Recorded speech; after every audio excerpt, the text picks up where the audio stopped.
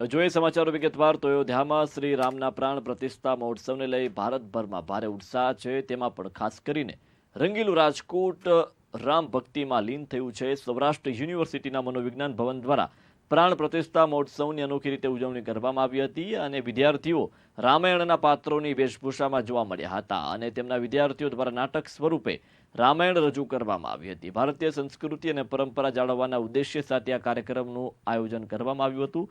Library ચોકથી મનોવિજ્ઞાન ભવન સુધી કાર્યક્રમનું આયોજન કરવામાં આવ્યું હતું, જેમાં મોટી સંખ્યામાં લોકોએ નિહાળ્યું હતું અને આ તકે સૌરાષ્ટ્ર યુનિવર્સિટીના કુલપતિ સહિતના હોદ્દેદારો ઉપસ્થિત રહ્યા હતા.